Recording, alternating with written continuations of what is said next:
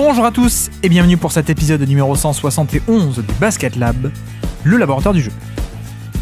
Alors aujourd'hui, étonnamment, nous allons parler de baseball.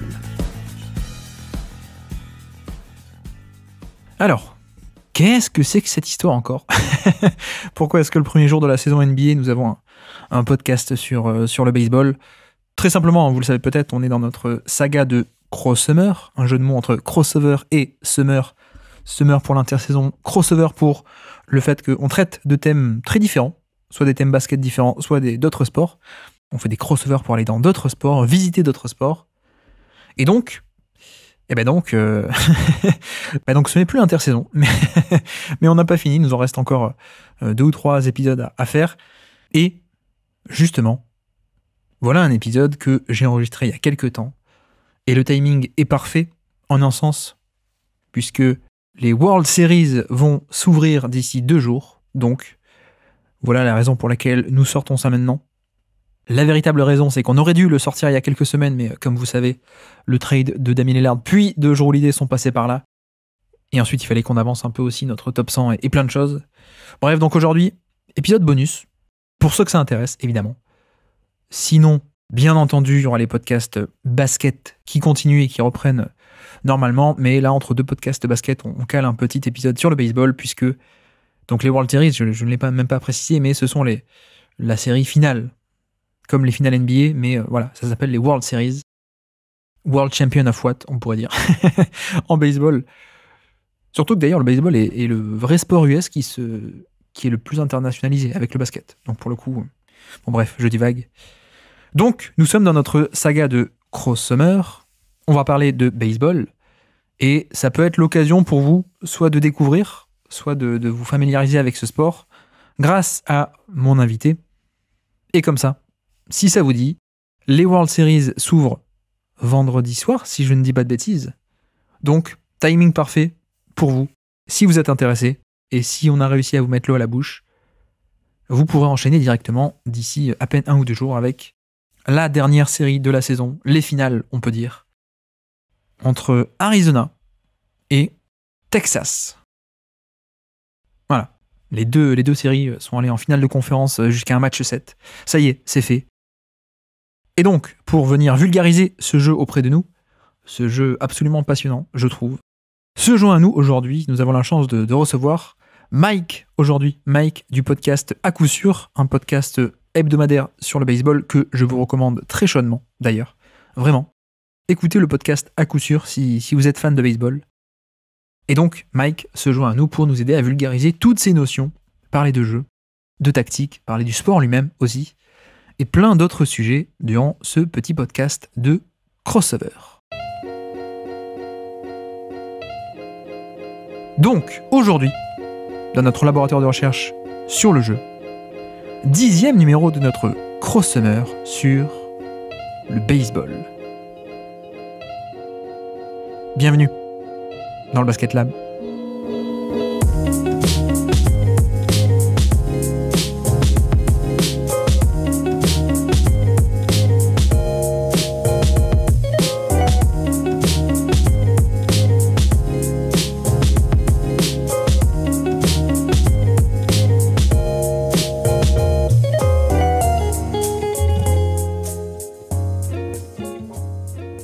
Donc, nous sommes dans notre série des crossovers et aujourd'hui, un autre sport dont on n'a pas du tout l'habitude de parler, évidemment, c'est le baseball. Et pour ça, on reçoit un expert. On reçoit Mike de À Coup Sûr. Comment ça va, Mike? Salut, ça va. Écoute, dès la présentation, tu t'es trompé quand tu dis le mot expert. Ça ne correspond pas du tout. Ah, tu l'es plus que moi, en tout cas, je pense. Ah oui, ça après, ça, d'accord. On est d'accord. Mais en vrai, c'est pas du tout la ligne éditoriale du podcast À Coup Sûr. On n'est pas vraiment sur des experts. Bon alors justement, Mike du podcast À Coup Sûr, vous faites un podcast de manière hebdomadaire sur le baseball. Comment vous en êtes arrivé à créer ce format depuis du coup quelques années? On a commencé ça en 2020. Ouais. À la base, si tu veux, j'avais déjà depuis un petit bout de temps la volonté de vivre baseball un peu différemment. J'ai joué pendant 10 ans, j'ai coaché, j'ai été vice-président d'un club, j'ai aidé au coaching des gamins, j'ai joué, j'ai participé de manière très rapide à une commission d'une fédé et j'avais pas de temps donc ça a pas fonctionné et j'avais envie de vivre le truc autrement parce que j'ai arrêté de jouer et donc juste de plus regarder et du coup je me suis dit bon bah est-ce que j'écrirais pas sur le baseball, est-ce que je ferais pas un truc et en vrai vu que je suis fan de sport je me suis dit bah pourquoi je ferais pas un truc multisport et Guillaume vient me voir et me dit pendant le Covid bah tu sais quoi viens on fait un truc juste sur le baseball et donc en fait l'idée à coup sûr c'est l'idée de Guillaume et Guillaume me dit il y a des trucs qui existent mais c'est pas régulier c'est pas forcément quali notre truc c'est on fait sans se prendre la tête et on fait un truc toutes les semaines ça va être notre force donc je le suis moi je me fais un truc sur le truc multisport et puis très vite je me rends compte que bah le truc multisport en fait il y en a plein ça existe j'ai pas trop de valeur ajoutée sur le sujet et puis je suis pas expert dans tout donc en fait au final ça me botte je kiffe mais j'arrive pas à faire ce que je veux et le truc à coup sûr prend très très vite et en fait on devient le seul podcast de baseball hebdomadaire puisqu'on sort un épisode toutes les semaines depuis maintenant bah c'est la 4e année et même avant chaque saison on fait des previews où on fait 30 épisodes un épisode par jour pendant 30 jours on fait une preview de chaque équipe MLB avant la saison on a même depuis 2 ans fait des previews sur les équipes D1 qui veulent bien venir parler avec nous chaque année avant la saison. Donc maintenant c'est en gros le podcast à coup sûr c'est devenu entre guillemets la référence. C'est pas que c'est le seul, mais c'est le seul qui est aussi régulier parce qu'il y a plein d'autres acteurs, que ce soit de Free Agents, de Strikeout, il y a Bean qui a les droits. Donc il y a du baseball en France si on s'y intéresse. Nous on a juste notre vraie force en vrai c'est pas des experts c'est juste d'être là toutes les semaines donc en gros quand tu veux ta dose bah tu passes par nous parce qu'on sort tous les mercredis et puis voilà on déblatère plus de conneries qu'autre chose mais on parle de baseball toute la semaine. Tu dis que vous n'êtes pas expert, vous êtes quand même, je crois, parmi les seuls, ou en tout cas que j'ai entendu j'ai entendu du OPS+, ou du ERA+, moi ça m'a, tout de suite je me suis dit, ah, c'est eux que je dois inviter. Donc, voilà. Ouais, alors, si tu peux, c'est vrai que, alors après, nous, on aime bien aussi se dire qu'on ne pas se prendre au sérieux parce que ça nous permet de relativiser le truc. C'est un sport il faut quand même se rendre compte qu'il y a 162 matchs de saison régulière. Ouais. Donc la réalité du mois de mai, elle est rarement la réalité du mois de septembre et encore moins celle de la post-season, des playoffs en octobre. Donc en vrai, ça reste du sport. Si le favori gagnait tout le temps, on se ferait chier.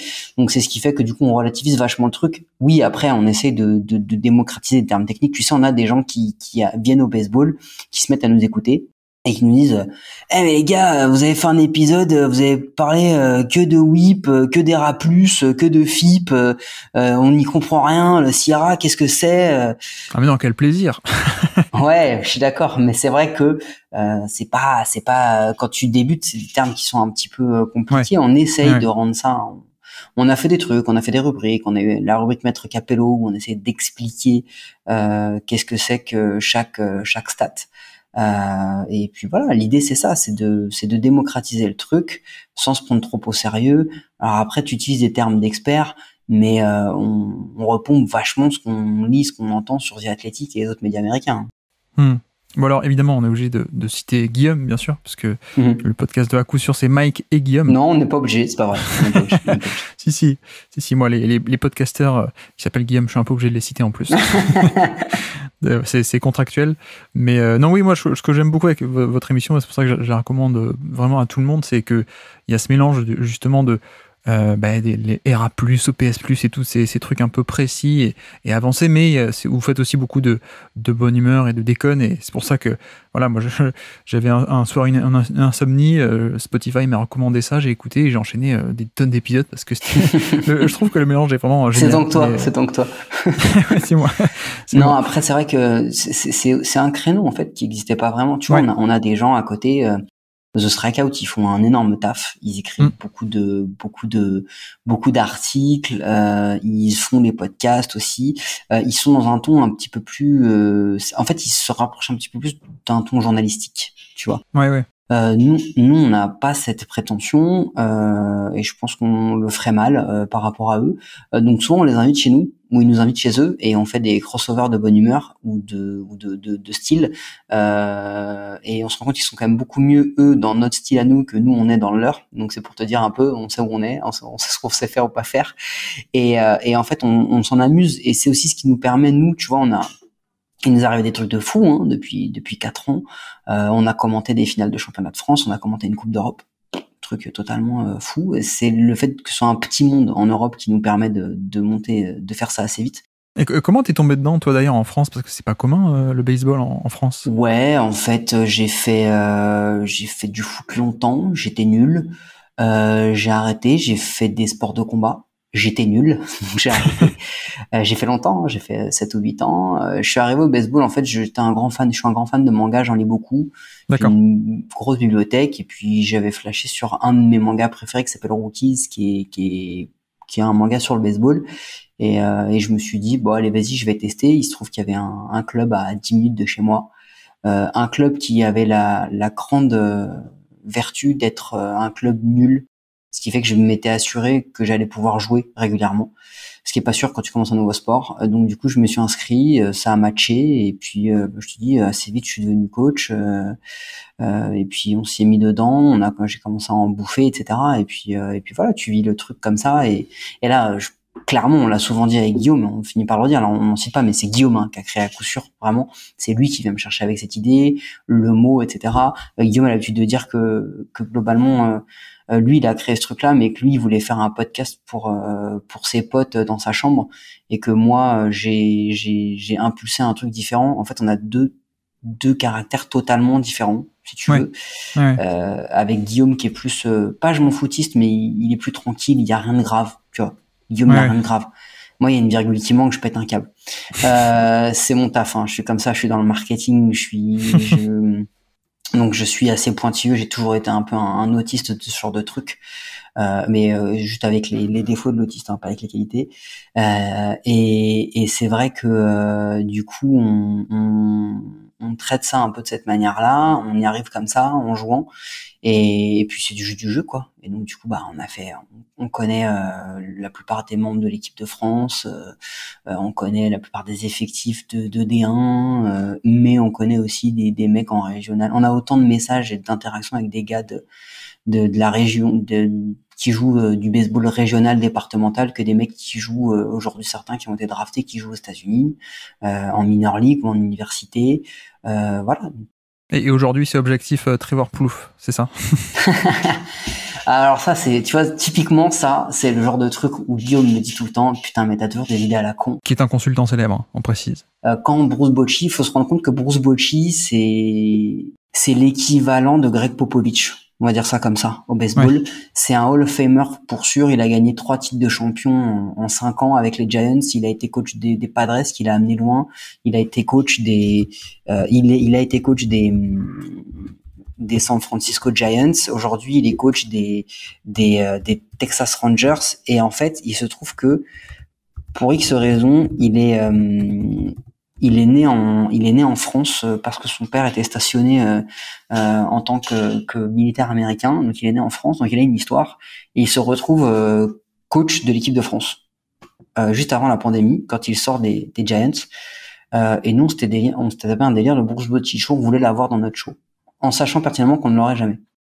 Mais c'était juste un délire de pouvoir faire jouer la communauté, de se taper un délire. Bon, il est reparti aux États-Unis, donc là, il est dans une sphère complètement intouchable. C'est pour ça qu'on n'a plus aucune chance de l'avoir. Et en fait, Trevor Plouffe, qui est un ancien joueur de la MLB, qui maintenant a mis des parts, a mis de la thune dans un média qui s'appelle Talking Baseball, qui s'appelle Jump Boy Media, mais aussi Talking Baseball, qui parle de baseball. Enfin, c'est un vrai gros média à l'américaine, hein, maintenant. Et en fait, il s'est tapé un délire dans un des podcasts. Il dit je suis le French Ambassador quand ce sera les Paris Series et pas les London Series, avec l'expansion de la MLB dans le monde, j'irai.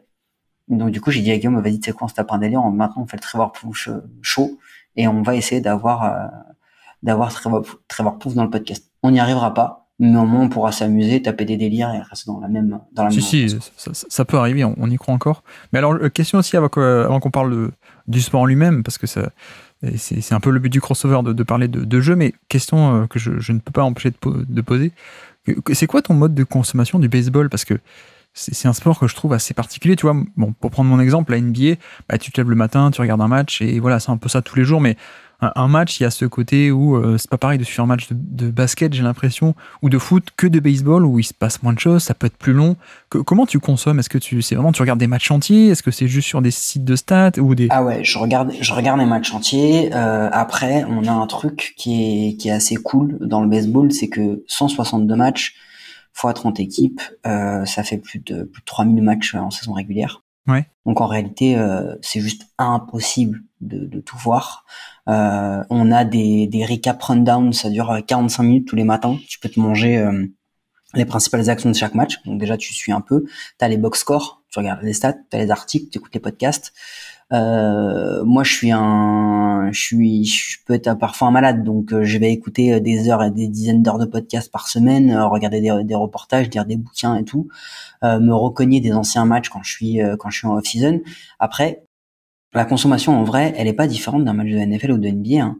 Si tu regardes ton match en direct en NBA, du début à la fin, ça te prend combien de temps? Moi, en sautant les pubs, ça me fait une heure et demie. sans sauter les pubs. Quand tu le regardes sans en sauter direct. les pubs, c'est long, ouais. Ouais, on est d'accord. Et ben un match de baseball en moyenne aujourd'hui avec les pubs cette année avec les nouveaux changements de règles, c'est 2 minutes, c'est 2h35. Ouais.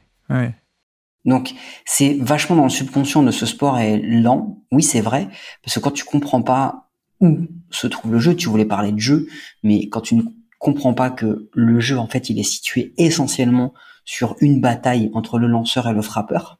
Ouais. Et que quand tu arrives à capter ça, en fait il se passe tout le temps des choses et c'est hyper prenant et le truc c'est que quand tu compares à d'autres sports, regarde par exemple, tu regardes les matchs de Coupe du Monde de foot qu'il y a eu avec les extra time là, avec le temps additionnel qui a été prolongé, mais un match de foot durait autant qu'un match de baseball aujourd'hui. Ouais. C'est une question de perspective. Après, c'est juste que c'est totalement pas dans notre culture en réalité. Moi les matchs de NFL, tu sais que j'ai du mal à les regarder en direct, hein. Ah oui, pareil, ouais. Moi, tout ce qui est américain, sport américain avec les pubs, ouais, non, c'est... Oh là là, ça dure, t'as 20 secondes de jeu et hop, ça s'arrête, et là t'as 10 minutes de pub, de repositionnement, de changement d'équipe, c'est un truc de fou. Et donc en fait, moi même la NBA, que j'en ai pas mal regardé, maintenant je regarde beaucoup de baseball, et puis depuis à coup sûr, je regarde beaucoup plus juste quasiment que mon équipe ou les matchs de post-season. Je regarde même beaucoup moins mon équipe qu'avant. Mais en fait, t'as une notion de, il faut capter un peu où mettre ton regard. C'est comme tous les sports, je pense. Ouais. Et tu vois, le basket, j'en suis même arrivé moi à des moments où aujourd'hui, je suis un peu, alors je suis un boomer, hein, j'approche de la quarantaine, mais je le consomme peut-être un petit peu plus comme certains jeunes aujourd'hui peuvent le consommer, la génération des 15-25, où en fait, limite je regarde que le quatrième quart-temps, quoi. Ouais, je vois. Parce que, hormis sur les très gros matchs, parce que sinon, ça me prend trop de temps, en fait. Ok. Alors justement, enchaînons directement on a plusieurs points à aborder sur le jeu, essayer de démocratiser auprès de gens qui connaîtraient moins. Tu as commencé un peu à le dire, c'est vrai que si on doit commencer par une présentation globale du sport, le principal domaine où ça se passe, c'est un duel entre un lanceur et un batteur. Ouais, après, si tu fais vraiment une présentation globale du sport, je pense qu'il faut bien se rendre compte qu'on parle de la Major League la plus ancienne. Oui. On parle de la Major League qui a la première cassé la barrière des couleurs. Avec Jackie Robinson, on parle de la Major League qui, à 20 ans, a totalement révolutionné les analytics. On parle d'une Major League qui a été la première à faire des tournées internationales. En fait, on parle pas du sport aux États-Unis, on parle du passe-temps américain. Ouais. On parle vraiment du passe-temps. C'est une ligue qui peut, au travers des différentes histoires que tu peux trouver, à façonner et à participer à l'histoire américaine. Vraiment. Maintenant, les autres ligues ont ce pouvoir aussi. J'ai envie de dire peut-être un petit peu moins la NHL par rapport aux trois autres, mais c'est vraiment ça, c'est le passe-temps américain, et c'est ce qui fait que c'est très difficile pour nous de le concevoir, de comprendre comment ça fonctionne, parce que justement, elle a une telle histoire, il y a un tel attachement. On était sur des baisses de fréquentation depuis 10 ans et on est sur une hausse à nouveau pour la première fois depuis 2016. Je crois qu'on a battu des records de fréquentation sur certains jours qu'on n'avait pas vu depuis presque 25 ans. Donc le sport évolue, change, et aujourd'hui, ce qui était devenu l'un des plus gros défauts de ce sport-là, à savoir le temps pris entre chaque lancer, le temps pris dans les duels de lanceurs et de frappeurs, avec une pitch clock, a été totalement refondu, et on revient sur des duels. Et aujourd'hui, le duel, c'est vraiment le batteur qui lui doit arriver en base. Et si je dois schématiser vraiment pour rendre ça très simple, le batteur essaye de marquer un point, donc de frapper un home run, en gros, même si c'est plus compliqué que ça, mais c'est un peu l'idée. Et le lanceur essaye de lui mettre un strikeout, c'est-à-dire de le faire rater la balle qui atteint la zone 3 fois. Donc c'est ça en fait, c'est 3 strikes ou un coup sûr, et c'est comme ça que tu joues ce duel. Et une accumulation de duels. C'est un sport qui est non timé, comme le tennis, parce qu'on parlait de sport qui dure longtemps, mais les gens qui regardent le tennis, tu peux rester jusqu'à 4 heures devant un match quand même, c'est vrai, pas mal. C'est vrai. Il y a peut-être, effectivement, tu as plus de séries d'actions parce que c'est des échanges, mais tu restes jusqu'à 4 heures. En fait, l'idée, c'est tu as le droit à 3 retraits. C'est-à-dire que ton lanceur et ta défense, une manche, c'est-à-dire 9 manches dans un match, c'est divisé en 2 manches. Un coup, l'équipe passe en attaque, un coup, l'équipe passe en défense. La défense, c'est quand ton lanceur lance et que ton équipe en défense doit faire des retraits, ils doivent en faire 3 avant d'avoir le droit de passer au tour d'attaque. C'est-à-dire que ils peuvent en faire 2 rapidement. Tant qu'ils ne font pas le 3e, les mecs continuent de tourner. Voilà, ça continue, ça s'enchaîne. Il n'y a pas d'arrêt. Et ensuite, c'est pareil, lorsqu'ils passent en attaque, une fois qu'ils ont eu 3 retraits, ils s'arrêtent. Et le but quand t'es en attaque, c'est d'atteindre la première, puis la deuxième, puis la troisième, puis le marbre. Donc faire un tour du carré pour scorer un point.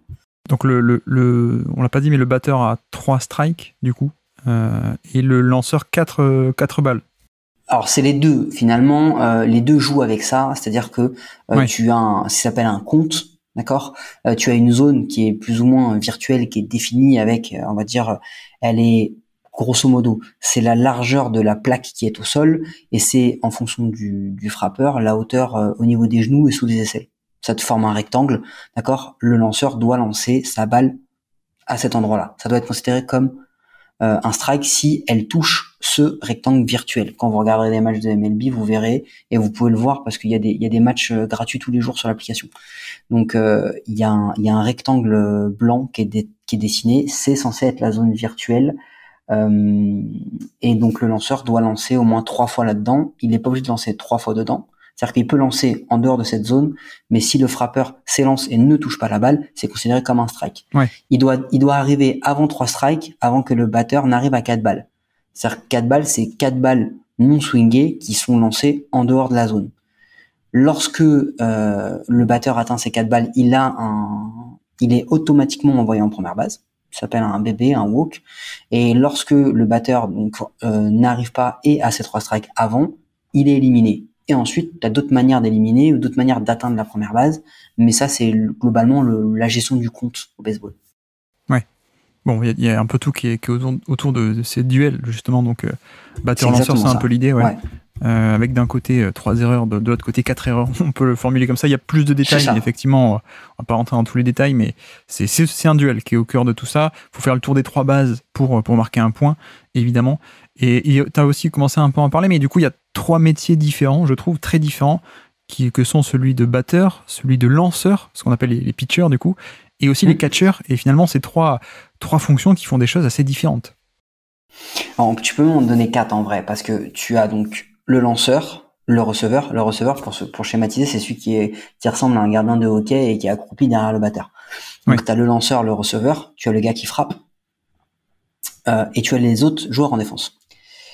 Et on dissocie ce qu'on appelle l'infield et l'outfield. L'outfield, donc les champs extérieurs, sont les mecs qui sont très très loin, qui ont plutôt pour faculté d'attraper des balles qui viennent via les airs.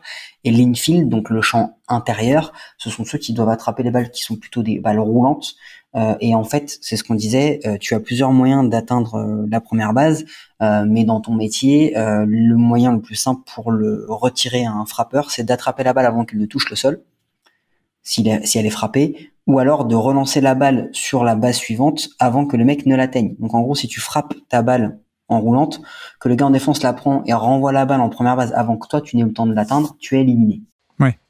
Et en fait, ça fait des métiers différents et tu peux même en rajouter même un autre, ça s'appelle le métier de coureur. Parce qu'une fois que le mec est en base, il a un autre métier. Son job, c'est d'atteindre le plus rapidement possible le marbre, donc le home plate, pour scorer un point.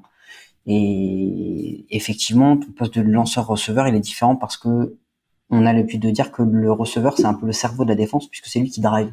C'est lui qui va demander une balle rapide ou une balle à effet. C'est lui qui va demander une balle dans la zone, une balle hors de la zone, à son lanceur. Et le lanceur applique. Oui. En théorie. Donc le receveur, il va faire 500-600 squats par match. Il va recevoir quelque chose comme 150-160 lancers qui vont être entre 150 et 170 km/h dans son gant. Donc c'est un poste très éprouvant mais hyper stratégique. On appelle ça vraiment le cerveau de la défense. Oui, parce que c'est lui qui appelle les actions finalement. C'est ça. Et comme tu dis, parfois les pitchers, les lanceurs peuvent faire différemment. D'ailleurs, il y a une nouvelle évolution là. J'ai vu que ils ont des petits boîtiers électroniques maintenant où ils peuvent. C'est le lanceur maintenant qui peut décider. Ouais. En fait, ça vient du scandale de 2017 qui a eu lieu il y a pas si longtemps que ça. En fait, les Houston Astros ont remporté les World Series et on s'est rendu compte après coup que il y avait eu un système de triche qui avait été mis en place. C'est-à-dire que avec les vidéos, ils avaient même positionné un gars en champ centre pour filmer et en fait, tu te rendais compte que le receveur appelait ses lancers pour son lanceur avec des signaux avec ses doigts. Genre un doigt vers le bas, fastball, 2 doigts vers le bas, slider, 3 doigts vers le bas, curveball, etc., etc. Et en fait, ils se sont rendus compte qu'ils avaient mis un système en place. Ça a été très loin, hein. C'est-à-dire qu'il y avait quand même un gars qui s'appelle Carlos Beltran qui ne rentrera certainement pas au Hall of Fame alors qu'il le mérite à cause de ça. Ouais. Parce que le mec était dans le dugout et il tapait sur les poubelles avec un système de genre 1, 2, 3, slider, 1, 2, curveball, tu vois. C'était un peu ce délire-là. Ouais, la triche, c'est que t'as pas le droit de créer un système pour dire à celui qui doit battre quel est le type de lancer qui arrive, quoi. Parce que si il t'explique, tu augmentes de près de 50% tes chances si tu sais quel type de lancer vient.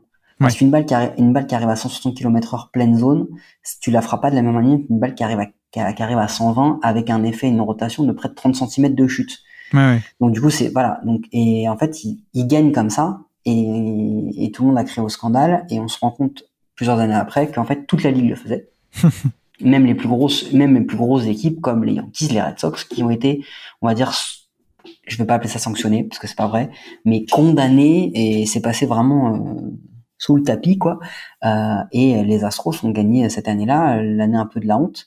Et depuis, ils ont tout fait pour changer le système. Et maintenant, il y a un système électronique où ça dépend où il le met, mais le receveur peut le mettre sur son poignet ou sur son genou et il peut appuyer sur des boutons pour demander un lancer particulier. Et en fait, le lanceur a une oreillette. Maintenant, même les défenseurs ont aussi une oreillette pour savoir qu'est-ce qui va arriver. Parce qu'en fonction de... C'est assez simple, hein, mais si tu demandes une fastball intérieure, il y a de fortes chances que la balle aille sur ton troisième base. Si tu la demandes extérieure, il y a de fortes chances, si t'as un frappeur droitier, qu'elle arrive sur le première base. Donc le mec se positionne pas de la même façon. Ouais. Donc ça va jusque là. Et c'est ça que je te dis que quand tu commences à capter, quand tu regardes, tu vois les choses différemment. Et le pitchcom, en fait, c'est une voix robotisée qui va dire fastball intérieur. C'est vraiment ça. Et donc en fait, les gars entendent et du coup, tu gagnes du temps parce que c'est juste un son. T'as plus le signe à faire et tu minimises les triches. Ouais, il y a plus le visuel de la communication entre le catcher et le lanceur. Voilà.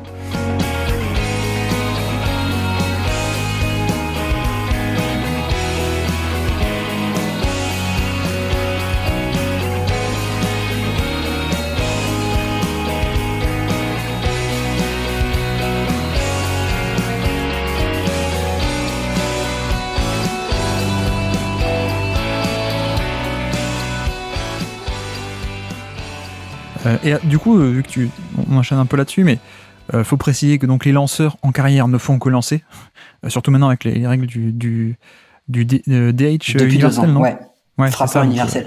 En fait, historiquement, tu avais une différenciation entre ce qui s'appelle l'American League et la National League. C'est comme Pacific Coast et tout ça, hein, en NBA. Ouais, c'est deux conférences, quoi. Voilà, t'as 2 conférences, t'as 2 ligues, on appelle ça donc aux États-Unis, au BNB, ils appellent ça des ligues, et 6 divisions. Donc t'as 3 divisions dans chaque ligue. L'American League et la National League, historiquement, étaient indépendantes. C'est avant que ça ne devienne la Major League Baseball, c'était 2 ligues différentes. Et la National League faisait frapper les lanceurs, ce que l'American League n'a quasiment jamais fait. Ce qui veut dire que du coup, en fait, t'avais cette spécificité où t'as des lanceurs à qui tu n'apprends qu'à lancer. C'est comme si tu demandais à un quarterback de devenir linebacker. Oui. Et ça comportait des dangers incroyables parce que on parlait des joueurs importants, mais il y a une hiérarchie qui est assez simple. Il y a 2 types de joueurs qui sont ultra recherchés dans le baseball moderne. Le premier, c'est le lanceur, ce qu'on appelle un starter. C'est le mec qui va commencer son match et qui va être capable de lancer 6, 7, 8 manches. Ça, pour toi, c'est le plus important, le plus valuable aujourd'hui? Ouais, c'est le nerf de la guerre. Ok. C'est ce qui se paye le plus cher, c'est ce qui est le plus recherché, c'est ce qui, par exemple, à la trade deadline est le plus échangé. Parce que c'est souvent là que t'as besoin. C'est assez basique, t'as un 40-man roster, donc t'as 40 gars. Plus de la moitié, je vais même aller plus loin, près de 70%, c'est des lanceurs. D'accord. Et en fait, ton lanceur, il ne peut lancer que tous les 5 jours. Parce que pour des questions évidentes, faut te dire que quand un lanceur lance, la pression, la traction qu'il y a sur son poignet qui passe au-dessus de son coude pour redescendre, c'est l'équivalent de 2,5 tonnes lancées à 60 km/h. Oui, d'ailleurs, ça c'est quand j'avais vu la première fois des World Series, enfin la première fois que je voyais des matchs de baseball, donc pendant le Covid, j'ai regardé les séries 2019 et tous les matchs, il y avait un pitcher différent. Je me suis dit mais comment ça se fait? Pourquoi c'est pas le titulaire? Ils sont tous titulaires, on appelle ça un ace, celui que tu vas mettre sur tes plus gros matchs, les premiers. Mais en fait, tu ne peux les avoir, ils appellent ça en short rest quand tu viens sur 4 matchs, mais globalement, c'est tous les 5 jours. Parce que les mecs qui lançaient, les mecs comme historiques, il y a plus de 100 ans, comme Cy Young et tout, qui ont des records imbattables de nombre de victoires ou de nombre de matchs lancés, c'est des mecs qui finalement avaient pas de bras. Et puis plus ça va, c'est comme au basket ou comme au rugby, tu vois. C'est comme au rugby, plus ça va, plus tu lances fort. Donc plus t'as de risque de blessure. T'as pas un lanceur qui passe pas sans une opération du coude dans sa carrière aujourd'hui, c'est quasiment impossible. Donc en fait, t'es obligé de les préserver. Et c'est pour ça que je te dis que c'est les plus rares, parce que ton joueur de position, ton frappeur, il peut jouer tous les jours en fait. Ouais. Donc c'est le truc le plus recherché aujourd'hui, le lanceur starter. Et à côté de ça, tu as le frappeur de puissance, celui qui frappe des home runs, parce que c'est le spectacle, parce que c'est quand tu frappes en home run, c'est un point assuré. Donc ce sont les deux mecs les plus recherchés dans le baseball aujourd'hui.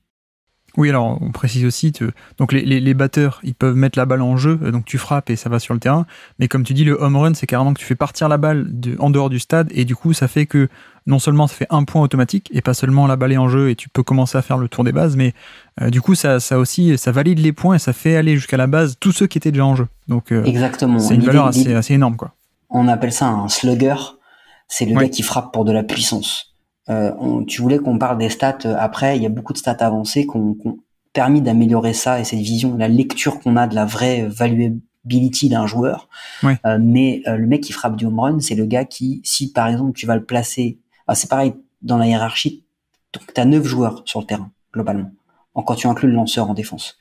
Ces 9-là doivent passer. Et donc, on en revenait, pour protéger ces lanceurs qui sont les joueurs les plus importants, on a créé le poste de designated hitter. Donc, c'est un gars, il défend pas, il fait que frapper. Donc, ton lanceur ne fait que lancer. Parce que, je répète, à une vingtaine de mètres, te manger une balle en liège, lancer à 160 km/h, ça fait mal. Oui, et puis c'est des gens qui toute leur vie font que lancer et ne s'entraînent jamais à frapper, donc il y a aussi... Quand t'es au collège et quand t'es en université, si, mais très très vite, comme ça devient valuable, tu les cantonnes à ça. Ok. Tu dis, ok, toi tu ne vas faire que ça parce que c'est trop important. Et les mecs ne font plus que lancer. Et du coup, oui, c'est dangereux. Moi j'ai vu des mecs faire des gestes et des swings, mais tu te dis, mais qu'est-ce que tu fais là, quoi? Limite sors de la boîte et laisse passer la balle. Et t'as des lanceurs qui venaient, c'était un trou. Ouais, c'est ça, ouais. C'était un point mort. Tu viens, tu positionnes, et il laisse passer la balle parce que c'est trop dangereux. Et je préfère qu'il lance ses 7 manches plutôt qu'il se mange une balle dans le coude ou dans le genou et qu'il soit plus capable de le faire, tu vois. Ouais. Donc c'était dangereux, donc on a créé le frappeur désigné. Et le frappeur désigné, souvent, c'est un gars qui est pas très bon en défense, donc un peu bedonnant, mais qui frappe très fort la balle. Ouais. De type, comment il s'appelait, David Ortiz, par exemple. De type Big Papi, c'est exactement ça. Quand tu le mettais sur le terrain, c'était un trou, mais au moins il frappait. T'as des mecs spécialisés comme Nelson Cruz, comme JD Martinez, qui sont des gars spécialistes de ça, où ça sait pas défendre, mais par contre ça frappe comme des sourds. Et puis je crois qu'il y a aussi une raison pour laquelle le pitcher est plus important que le batteur, c'est que finalement le problème du batteur, c'est qu'ok, il peut faire tous les matchs, mais il peut prendre que 1/9 des places dans la rotation des gens qui battent. Exactement. En fait. C'est ça, c'est d'où le 40-man roster. C'est-à-dire que dans ton 40-man roster, tu vas enlever tes 9 titulaires. On va dire 9 si tu comptes ton DH, donc tes 9 frappeurs, ok. Tu vas te retirer 4-5 gars que tu as pour faire de la rotation et du remplacement, d'accord. Donc t'es déjà à ta quinzaine. Il t'en reste plus que 25. Dans ces 25-là, il faut que t'en aies 5 qui soient des starters réguliers. Oui. D'accord, donc il te reste tes 20 gars. Là-dedans, dans tes 20 gars, tu as ce qui s'appelle le bullpen, c'est tes lanceurs de relève. C'est des mecs qui arrivent soit pour finir un match, soit quand ton starter est moins bon et qu'il faut réutiliser. Ces gars-là, tu peux les réutiliser un peu plus souvent, mais c'est pareil. Tu peux pas les avoir tous les matchs. Des lanceurs remplaçants, en gros. C'est ça. Une dizaine ou une douzaine. Mais en fait, tu te rends compte que ton 40-man roster, il est très très vite rempli. Donc avoir des bons starters, c'est le nerf de la guerre, parce que en plus de ça, quand tu l'as dans ta position, tu sais que tu ne le reverras que dans 5 jours. Oui. Donc si t'en as qu'un de bon et que t'as 4 pipes, tu sais que t'as 4 matchs où tu vas te faire défoncer. Donc en vrai, c'est pour ça qu'ils se battent. Et aujourd'hui, quand on parle de super team que tu peux voir avec les trios magiques en basket, si tu dois rapporter les super teams en baseball, t'as des 2-3 gars qui sont des très très bons frappeurs, mais surtout t'as 2-3 énormes starters. C'est ça qui est très contre-intuitif pour quand tu connais pas le baseball, c'est que est-ce que tu imagines genre LeBron James qui joue un match sur 5 ou Messi qui joue un match sur 5 en foot. Enfin c'est pas du tout, mais parce qu'il n'y a pas les mêmes limites physiques, comme tu dis, le lanceur a ce poids, quoi. Alors je suis d'accord avec toi, on va faire le parallèle. Est-ce que tu imagines Manny Pacquiao faire un combat tous les mois? C'est pas faux non plus. Ouais. Est-ce que tu imagines sur le Tour de France que Pogacar, il fasse les sprints, la montagne, le général, tu vois? C'est des sports de spécialistes, en fait. Il faut rapporter à ce qu'on connaît pour comprendre le truc. Je suis d'accord avec toi, c'est inconcevable que Antoine Dupont joue pas tous les matchs. Ouais, okay. C'est ça. Ouais. Je capte. Mais par contre, c'est pas concevable que sur les épreuves de montagne, t'aies pas un gros péto pour faciliter la vie des sprinters. Et par rapport au catcher, du coup, parce que dans la hiérarchie des postes, tu parlais du lanceur qui était très au-dessus, mais le catcher versus les meilleurs batteurs, comment est-ce qu'on situe tout ça en termes d'importance? Parce que je sais que, par exemple, dans les stats, le poste de catcher est très très valorisé. C'est beaucoup de politique de franchise, en fait, parce que ce qui ne bouge pas, c'est ton starter, il est hyper important. Ouais. Et ton gros frappeur, il l'est. Ensuite, tu vas avoir un petit pool de typologie de joueurs. On a parlé du mec qui s'appelle le bullpen. Dans le bullpen, tu as une spécificité qui s'appelle le closer. Le closer, c'est un truc qui est arrivé dans les années 70, plutôt 80, avec des mecs comme Bob Gossage ou Dennis Eckersley qui sont arrivés et qui ont créé ce poste-là où en fait c'est le gars qui vient pour la 9e manche. Qui a même été MVP, non Eckersley, oui. Ouais, Eckersley a été MVP. Eric Gagné, aussi un Canadien qui a été coach de l'équipe de France, a été aussi MVP. C'est parmi les rares releveurs à l'avoir été. Parce qu'en fait, ces gars-là, ils viennent, et ça a été totalement popularisé avec Mariano Rivera, qui est le recordman dans l'histoire. Ouais. Mais ces gars-là, en fait, viennent et ont pour mission, quand tu as entre 2 à 3 points d'avance maximum, de closer, donc de rendre muet l'attaque adverse. Ouais, de finir le job, quoi. Ils finissent le job. Et ça, c'est un poste qui est hyper important parce qu'en plus, hormis quelques exceptions, hyper éphémère. Les très très bons closers restent jamais très très bons plus de 3-4 ans souvent, hormis quelques exceptions. Et ça va dans le même pool que le receveur. Mais le receveur, par exemple, pour te donner un idée à quel point il est important, tu as des très très bons receveurs. On a des exemples aujourd'hui. Mon joueur préféré, celui qui m'a fait aimer les Cardinals, qui s'appelle Yadi Molina, ouais. Qui n'étaient pas des mecs très très bons offensivement, mais qui défensivement, quand ils étaient là, changeaient la donne. On a un exemple aujourd'hui, un mec qui s'appelle Martin Maldonado, c'est le receveur des Astros. Il est vraiment pas bon offensivement, il a pas des bonnes stats, mais il est tellement incroyable défensivement qu'ils peuvent se permettre, dans le pool de 9 frappeurs, de se dire, ok, Martin, on va le mettre, parce que ce qu'il nous apporte en défense, ça fait complètement oublier ce qui nous fait perdre en attaque. Ouais. Parce qu'en plus, il y a une notion de... on parlait de la fameuse zone où le lanceur est censé mettre la balle en jeu pour que ça compte comme un strike. il y a tout un jeu aussi de framing, comme on dit, ou de tricher un peu vis-à-vis de l'arbitre sur cette zone, quoi, de le tromper en fait. Alors c'est pas un peu, c'est complètement de la triche, mais c'est de la triche autorisée. Le baseball est un sport de triche en vrai, c'est-à-dire que un mec qui swing sur une balle qui est pas dans la zone, ça compte comme un strike. Ouais. Ouais. Tiens, ça c'est fou. C'est toi tu lances ta balle de basket, elle touche le panneau, mais le gars il est venu je sais pas, il a mal bloqué. Bon bah ça compte. Ouais, c'est comme si tu tires un lay-up, Gobert il saute, il touche pas la balle, mais ah oui mais t'as sauté, du coup il y a panier. Exactement, c'est un peu le délire. C'est un peu, donc, et c'est ça. Et en fait le job du receveur, et on commence à avoir des analytics là-dessus, c'est cette capacité à framer, c'est-à-dire que c'est cette capacité à ce qu'une balle qui soit limite zone, en fait ça se joue. Je vais vraiment simplifier. Tu as ton gant face à toi et tu orientes ton gant et ton poignet de manière à laisser l'impression visuelle de ton arbitre qui est derrière toi, que la balle, elle est venue plus près qu'elle ne l'est. Tu tournes ton gant vers l'intérieur, vers le haut, vers le bas. Et ça, c'est un énorme job. Et c'est un truc qui est de plus en plus valorisé chez les receveurs pour en faire des receveurs vraiment ultra défensifs. Et ça te fait gagner un nombre de points qui est impressionnant. Parce que tu peux, c'est toute la gestion humaine de ce jeu, c'est que une zone, en fait, en réalité, elle est très difficilement discutable parce qu'on dit toujours que c'est la zone de l'arbitre. Tant qu'elle est régulière, tu dois l'accepter. Et c'est pour ça que le receveur joue de ça. Il a ce côté très relationnel. Il parle au frappeur pour essayer de le déconcentrer. Il essaie d'acheter des balles. On appelle ça acheter des balles auprès de l'arbitre. Donc le receveur a un vrai impact défensif extrêmement important, beaucoup plus que tous les autres défenseurs. Ouais. Ah tiens, d'ailleurs, on parlait aussi les lanceurs qui arrivent en cours de match, les closers, pardon. Tu peux nous dire la stat marrante sur Mariano Rivera et les stats en playoff là? Alors c'est-à-dire que il y a plus de gars qui ont marché sur la lune que de mecs qui ont scoré des runs contre Mariano Rivera en post-season. Voilà. Voilà, c'est pas mal. Non, c'est une dinguerie. Mariano Rivera, c'est un ovni.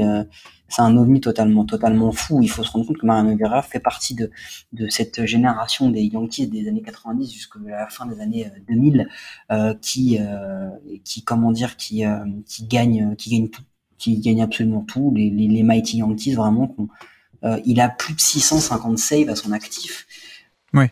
De matchs sauvés, du coup. Hein. Ouais, de matchs où il est venu, il a lancé et il a permis à ce que l'équipe ne repasse pas devant. Il a été quand même, en tant que releveur, MVP des World Series. C'est l'équivalent d'un Iguodala en tant que six-man qui vient et qui est élu MVP des finales NBA, tu vois. Ouais, non, mais c'est un métier équivalent à genre, le match se passe et tu fais rentrer un joueur dans le 4e quart-temps, moitié du 4e quart-temps, et c'est lui qui va gagner le match ou le... Même pas moitié. C'est-à-dire que, imagine, en gros, je schématise. T'as un Dikembe Mutombo dans ton équipe, ok. Tu te le gardes et à la dernière minute, quand tu as 6 points d'avance, il vient et il met des blocs à tous les shoots. Ouais. Ouais. Mais alors comment est-ce qu'on décide, enfin comment est-ce qu'on oriente des joueurs d'un côté ou de l'autre? Pourquoi certains deviennent des aces, comme on dit, donc des titulaires à gros volume, et d'autres deviennent des spécialistes de fin de match? Comment est-ce que ça se fait, ça? T'as des gars qui n'ont pas le volume physique pour lancer 90-100 pitch. D'accord. T'as des mecs qui n'ont dans le bras que 25 ou 30. Mais par contre, les 25 ou 30 qu'ils ont sont largement meilleurs que tes 100 pitch que tu as eu. Et souvent, beaucoup, le schéma classique, c'est le gars est starter en université, starter en minor, et il devient releveur quand il arrive en MLB parce que c'est encore un autre cap. Ouais. Et souvent, les starters commencent beaucoup, un peu moins maintenant, ça tend à changer, mais les jeunes, ils viennent, ils font de la relève, et puis après on se dit, ils sont bons, on va les tester en starter. On les teste en starter, ils sont bons, ils tiennent et ils restent. L'apanage, c'est que beaucoup sont des mecs qui lancent quand même assez fort, qui n'ont pas des masses de lancer. Quand t'es starter, faut te dire un truc. Tu arrives en tant que starter, donc tu vas faire entre 6 à 8 manches. D'accord? Ce qui, globalement, fait que tu vas affronter entre 3 à 4, 5 fois les batteurs. Le batteur, s'il a vu ta fastball une fois, s'il a vu ta curveball une fois, le mec, c'est des monstres, hein. C'est comme en MLB, hein. C'est comme en NBA, hein. C'est des oufs, hein. Donc, une fois qu'il a vu ta balle, il peut s'y adapter. Ouais. Donc, il faut que tu aies plusieurs balles. Il faut que tu aies 3, 4, 5 balles. On dit qu'un starter aujourd'hui qui n'a pas un minima 3 pitchs différents, donc 3 effets différents, c'est pas un mec qui va durer dans le temps.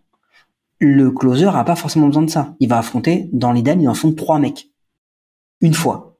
Donc, en fait, s'il arrive et qu'il te lance des fastballs de dingue à 170 km/h, bah, ça peut lui suffire. Bah, c'est le fameux Rivera qui lançait que un cutter vers la gauche ou je sais pas quoi. Exactement. C'était toujours le même effet, la cutter magique qui fonctionnait. Ouais. C'est comme ça. Et tu vois, t'avais des mecs, t'as des gars aujourd'hui qui sont parmi les très très bons closers. Il y en a un, par exemple, dans les années 2010, il est plus ce qu'il a été, mais il s'appelle Aroldis Chapman. C'est un des premiers lanceurs à avoir pété la barre des 100 mph. Ah oui. Mais lui, il lançait quasiment que ça. Mais ça suffisait, parce qu'il arrivait, il avait cette spécificité de lancer que des balles hyper fortes. Les mecs, ils voyaient rien, quoi. Ils avaient des étoiles dans les yeux quand ils swingaient. C'était, tu sais, Sonic, là, tu sais, avec les petits, les petits anneaux c'était fou. Imagine le mec qui te lance un truc et aujourd'hui, une lancée à plus de 100 mph, c'est devenu la norme en MLB pour les releveurs. Et lui, il pourrait pas le faire sur 80 ou 100 lancés par match. C'est pour ça qu'il est pas titulaire, quoi. Ouais, c'est pas qu'il est pas titulaire, il est titulaire à son poste de closer. Oui, c'est vrai, oui. Excuse-moi. Non, mais il starte pas le match, mais tu sais que ça lui est attribué. Quand t'arrives la 9e manche ou la 8e, c'est chaud, c'est lui qu'on envoie. Et c'est devenu des mecs, c'est devenu des extincteurs. C'est devenu des spécialistes de ça. Ils sont là pour ça. Mais d'ailleurs, c'est aussi pour ça que les positions du coup défensives de tous les gens dans le champ et même au niveau autour des bases, c'est beaucoup moins important que le lanceur, parce que si t'as un mauvais lanceur, ta défense derrière ne pourra pas compenser du tout en fait. Donc l'écart de valeur s'explique aussi comme ça. Ah, mais l'écart de valeur, il s'explique que la défense, elle est là pour aider le lanceur quand il n'a pas réussi. En gros. Ouais. Mais l'idée, les mecs que tu payes très cher, c'est les mecs qui même te mettent des strikeouts. Parce que c'est des gars où tu sais que dans 9 manches, ils ont une moyenne de entre 10 et 12. Par exemple, tu vois, un starter, il a une moyenne de strikeout qui est généralement entre 9 et 10, c'est déjà très bon. Ouais. Sur les très très bons releveurs, tu vas avoir des mecs qui sont à 13-14. Ouais. Mais une majorité du temps, en fait, il n'y a même pas besoin d'avoir les mecs derrière, en fait. C'est la majorité du boulot, c'est qu'est-ce que fait le lanceur, en fait. C'est ça. Et tu t'es sur un truc où, après, avoir une très bonne défense, c'est bien. On commence à rendre ça valuable. On commence. Mais c'est vrai qu'on a quand même eu pas mal de mecs qui étaient des plots et juste parce qu'ils savaient frapper, on les laissait en défense, quoi.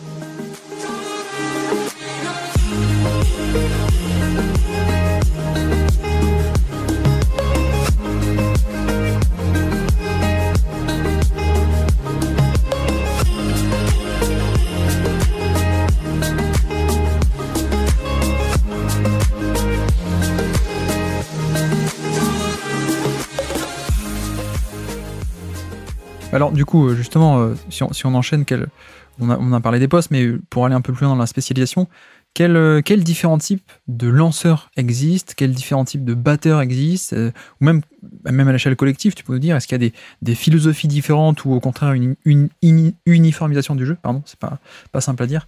C'est quoi les types de profils qui existent au sein même de ces métiers ? Alors, en type de profil, pour ce qui est des lanceurs, en fait, en vrai, on va appeler ça, c'est ce qu'on disait, on va appeler ça des eights. Ouais. Et t'as des spot 2, spot 3, spot 4, spot 5. Dans une rotation, plus t'es loin dans la rotation, moins t'es le meilleur de ta rotation. L'ace, c'est vraiment le mec qui a cette capacité à aller loin dans le match, donc à lancer plus que 5-6 manches, à prendre très peu de runs, très peu de home runs. Et après, t'as des typologies d'ace qui sont totalement différentes. T'as des mecs qui lancent très fort, t'as des mecs qui ont beaucoup d'effets, t'as des mecs qui mettent beaucoup la balle en jeu, d'autres qui mettent beaucoup de strikeout.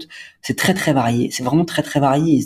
C'est compliqué d'expliquer ça de manière assez synthétique parce que t'as une typologie qui est vraiment vraiment très très diversifiée. Ouais. Mais ensuite sur la partie frappeur, c'est un peu plus facile. T'as des mecs qui sont des gars qui on va schématiser. Tu as un type de mec, c'est le frappeur de puissance. Il va pas frapper régulièrement. Il va se prendre pas mal de strikeout. Mais par contre, quand il frappe, tu sais que c'est la balle, il y a de fortes chances qu'elle sorte. C'est un bourrin, quoi. On va dire ça comme ça. C'est un gars qui frappe tout le temps pour la sortir. Et ensuite, tu vas avoir le type de frappeur. On en a un, là, en ce moment, qui s'appelle Luis Arraez, qui est un mec qui frappe pour la moyenne. C'est-à-dire que c'est pas un gars qui frappe beaucoup de home run, voire quasiment pas. mais il frappe ce qui s'appelle des coups sûrs, donc il frappe la balle dans les trous qui lui permettent d'atteindre la première base très régulièrement. Ouais. Et généralement, c'est complémentaire. Tu le mets lui en premier et tu mets le frappeur de puissance derrière. Parce que si le frappeur de puissance, il connecte une fois que le gars d'avant a réussi à aller en base, tu t'assures 2 points. D'accord. Donc il y a littéralement le mec, comme on dit, hit or miss, du coup, le gros frappeur qui avec beaucoup de déchets mais beaucoup de gros coups, et de l'autre côté le mec qui met les balles en jeu, quoi. Et là-dedans, tu vas avoir des mecs qui sont des très bons coureurs. Donc c'est des mecs qui, une fois qu'ils vont arriver en base, vont voler des bases, parce que tu peux voler une base. Quand je dis que c'est un sport de tricheur, quand t'es en première, tu n'es pas obligé d'attendre que le gars après toi te fasse avancer. Tu peux décider par toi-même d'atteindre la deuxième base. Et à ce moment-là, la défense peut te retirer. Il faut que le lanceur ou le receveur fasse atteindre la balle à la base que tu vises avant même que toi tu l'aies atteint. Donc t'as aussi ces coureurs-là, enfin les batteurs-coureurs. Et puis après en termes de spécificité sur les lanceurs, tu vas avoir des mecs qui vont vraiment être des lanceurs à effet, qui ont des mecs qui lancent pas forcément fort, mais qui varient énormément les pitchs en mettant une balle qui tombe, une balle qui va sur le côté, une balle qui flotte, une balle très rapide, et qui vont mixer tout ça. Et t'as les mecs qui sont des gars qui lancent énormément de balles très très très rapides. T'as des lanceurs qui lancent très vite, des lanceurs qui lancent très doucement. Les lanceurs qui lancent très doucement, c'est chiant, ça met un temps de fou entre chaque lancer. Donc t'as un peu toute cette typologie-là en termes de frappeurs et de lanceurs. Ouais. Il y a un peu ce côté où certains essaient de lancer le plus fort possible pour faire manquer, et d'autres qui vont, comme tu dis, vont mettre un effet, comme ça le mec va frapper, mais ça sera pas un home run, quoi. Ça sera juste mettre en jeu. Non, on va même la manquer. Je peux t'assurer que une balle qui tombe de 30 cm à 120 km/h lorsqu'elle est lancée à 20 mètres de toi, tu envoies ta batte et des fois tu as l'impression que la balle a disparu. C'est-à-dire que la balle, elle était à un endroit, t'as lancé ta batte, et quand tu regardes, et là t'as swingé, et la balle en fait elle est tombée, et la balle a disparu. Et t'as des mecs qui swingent des fois sur des balles qui touchent le sol. Tu dis mais comment ils font les mecs? Bah quand tu t'es mangé une balle à effet de ce niveau-là, et que la balle elle a vraiment touché le sol, là tu te rends compte ce que c'est vraiment. C'est un peu ça que tu disais tout à l'heure, le coup de il peut y avoir un strike donc en défaveur du batteur s'il fait son geste, alors que même si la balle est pas dans la zone, c'est ça, c'est exactement. Tu fais mine que la balle va dans la zone et au dernier moment elle y va pas, mais comme le mec a déclenché, ça fait une faute pour lui, quoi. Exactement, c'est une feinte, quoi. Ouais. Et au niveau collectif, est-ce qu'il y a une certaine uniformisation, ou est-ce qu'il y a encore des manières de jouer différentes, de type Non, il y a t'as des styles, t'as des philosophies en plus de recrutement. Tu vois, on a l'habitude avec Guillaume on a les équipes dont on aime bien se moquer. Et on a des équipes qu'on appelle des équipes de DH. C'est-à-dire que c'est des gars, ils prennent des mecs qui savent que frapper, qui savent pas défendre. Les Phillies, c'est un exemple où ils ont une tripotée de mecs en défense qui font des erreurs, mais tous plus incroyables les unes que les autres. Mais comme ils frappent bien, ils se contentent de les mettre. T'as des gars qui recrutent énormément de frappeurs.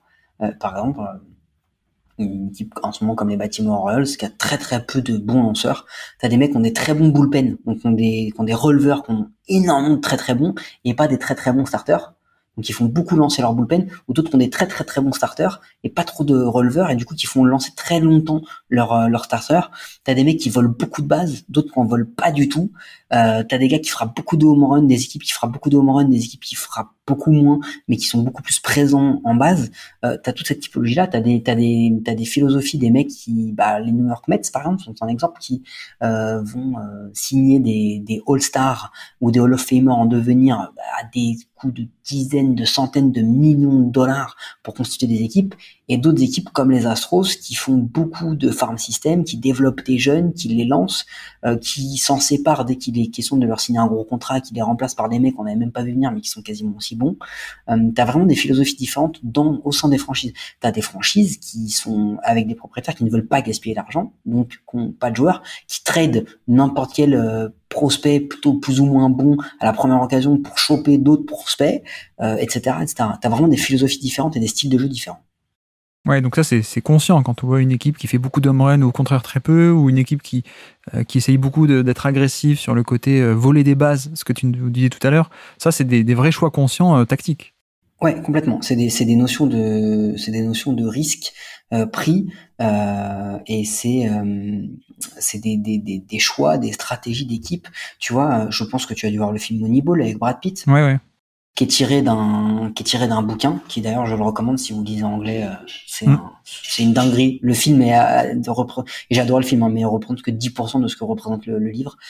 C'est vraiment l'arrivée d'un GM, d'un general manager qui dit ok, on n'a pas de thunes, on va perdre nos 3 meilleurs joueurs cette année parce qu'on va s'en séparer, parce qu'on ne peut pas les garder financièrement, et on va réussir à gagner en maintenant pas en prenant moins de risques, mais en prenant des risques plus calculés. Et ils vont prendre des mecs qui sont des gars qui ont une typologie, c'est que c'est des mecs patients et qui vont aller plus souvent en base que les autres. Et ils créent un style de jeu où on se dit, maintenant, avec ce style de jeu, on va gagner des matchs. Parce que vaut mieux être plus souvent en base sur la première que de frapper moins souvent, mais de frapper plus de home run.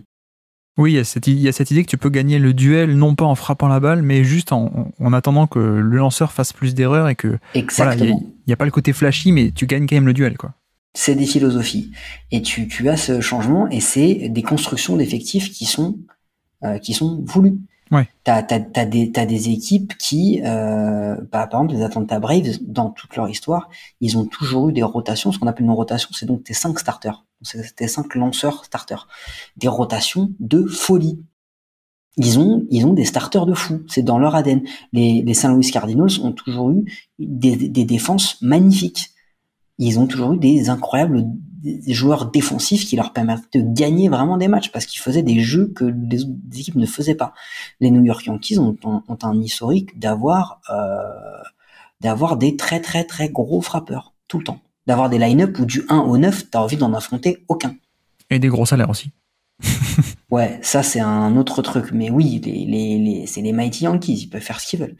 Ils signent tous les autres très gros joueurs que les autres franchises ont développés en tant que prospects. Mais ça, c'est vrai qu'on n'en a pas parlé, mais c'est une particularité du baseball qui est vraiment assez particulière, justement, pardon. Mais c'est que tout le monde ne se bat pas du tout avec le même argent, parce qu'en NBA, bon, on a un salary cap et certains vont plus au-dessus que d'autres, on va dire, mais globalement, c'est assez équivalent. Alors qu'en baseball, il y a des écarts de budget salaire qui sont énormes, en fait. T'as 2 éléments qui expliquent ça. Le premier, c'est que déjà, on a une luxury tax qui, en vrai, va te coûter 20, 30, 40 millions. Donc les mecs s'en foutent. Les mecs en 2 ans, ils s'en foutent. Mais surtout, c'est la philosophie de tout sport américain. Tu n'as ni montée ni descente. Ouais.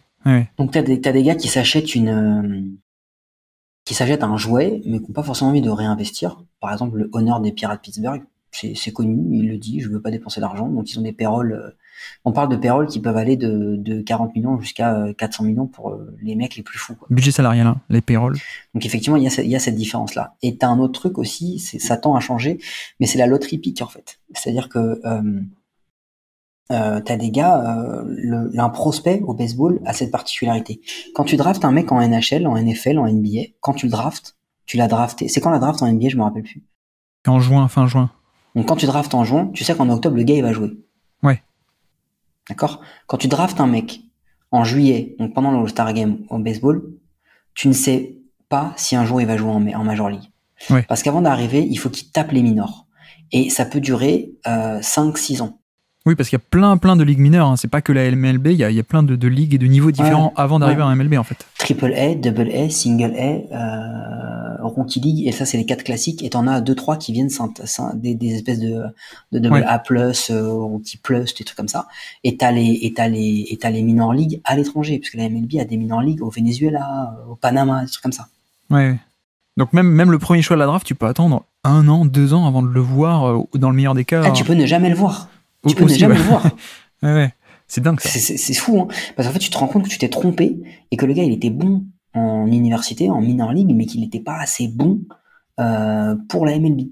Et t'as comme tout, t'as des mecs qui sont... l'exemple flagrant, c'est Mike Piazza, qui est, je sais plus combien de centièmes, il est dans le dernier tour, je crois qu'il est pris genre au 28e tour des 32 tours de la draft, et il devient Hall of Famer. Ouais. Et personne voulait le prendre, ce gars. Donc c'est toute la difficulté, et c'est ce qui fait que en fait t'as cette différence de prix, parce qu'en plus de ça, le baseball c'est le sport où tu payes le plus cher à des joueurs pour ce qu'ils ont fait et pas ce qu'ils vont faire. Oui. Et du coup, niveau coaching, on n'en a pas trop parlé, mais comment ça se concrétise le coaching vraiment sur le terrain? Est-ce que c'est juste décider des line-up ou est-ce qu'il y a vraiment des interactions qui sont un peu plus complexes que ça? Alors, ça a un style, une philosophie, déjà. Ça gère des line-up, mais attention, quand on dit gérer un line-up, toute proportion gardée, mettre 5 mecs sur un terrain de basket avec 5 spécificités, je schématise.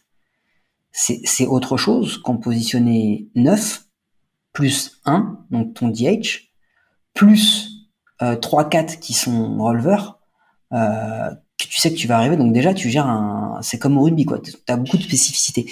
Et en fait, ta décision du coaching sur un match, ton implication au-delà même du line-up, c'est de savoir déjà quand est-ce que tu vas sortir ton starter. D'accord, ok. Parce que ton starter, il peut faire 7 manches à 0, il est incroyable. Tu décides de le remettre, et là il se fait déboîter, il se prend 5 runs. Oui. T'as pas cette notion de j'ai l'avance dans le temps, donc je peux laisser passer, et peut-être que s'il prend quelques runs, on aura quand même de l'avance. Mais c'est pas, par exemple, c'est pas le coach qui appelle les jeux ou le type de lancer, ça c'est... Alors, ton relais, c'est le receveur. Dans certains moments, tu as des receveurs qui se tournent vers le coach et le coach donne aussi des appels de okay. Vol. Tu as des coachs en première et en troisième base qui disent aux coureurs quoi faire. Vole pas, sois agressif. Là, tu es en 3 sur la frappe de ton pote, tu peux aller au home plate. Non, il faut que tu restes, tu vois. Donc, les coachs ont cette implication. Les joueurs sont pas laissés solo sur eux-mêmes pour savoir qu'est-ce qu'ils doivent faire.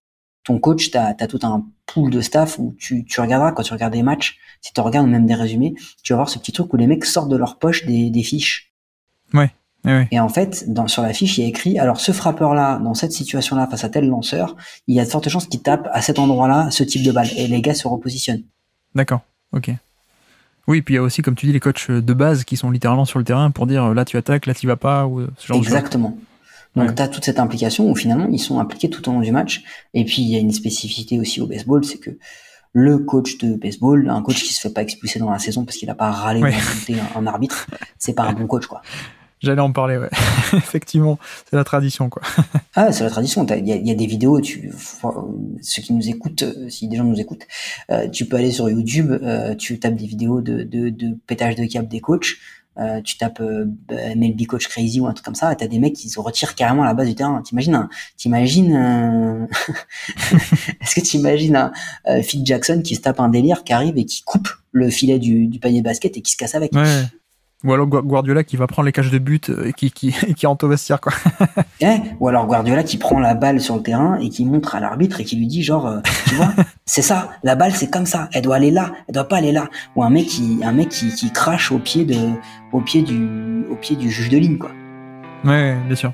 T'imagines le juge de ligne, un Roland qui descend et qui dit la ligne, là cette balle elle est faute, et le mec qui vient devant lui et il balaye la terre battue pour salir ses chaussures. On parle de ce genre de gaminerie, c'est dans la tradition.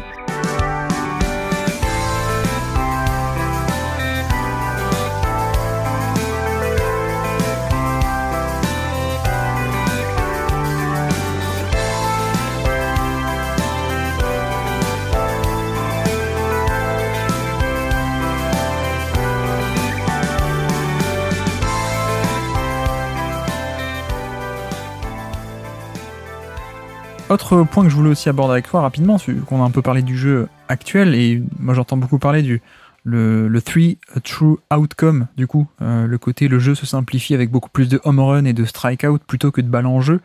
À quel point le jeu a évolué par rapport à ça? Est-ce que ça a toujours été un peu comme ça, ou comment ça a évolué à travers les décennies? Parce que comme tu as dit, c'est un sport très ancestral. On a fait un épisode là-dessus il y a quelques temps maintenant, où j'avais ressorti toute une batterie de stats où j'expliquais que effectivement il y avait de plus en plus de strikeout. Il y a de plus en plus de strikeout, comme il y a de plus en plus de 3 points en basket, parce qu'on cherche des typologies de joueurs. Aujourd'hui, quand je te disais que le slugger, le mec qui frappe de home run est de plus en plus recherché, ça va avec. C'est-à-dire que le mec qui frappe de home run, généralement il frappe lourd et fort tout le temps, ce qui fait que il va chercher la grosse frappe. Et du coup, le mec qui cherche la grosse frappe a plus de chances de se manger des strikeouts parce qu'il est un peu moins sélectif. Donc, tu as de plus en plus de strikeouts. Après, il y a un truc qui est important, c'est que le baseball a réellement... J'ai pas assez de connaissances historiques sur les autres sports pour te dire, mais par exemple, le football, les règles n'ont quasiment pas évolué quand tu regardes. En 120 ans, ça a quasiment pas évolué.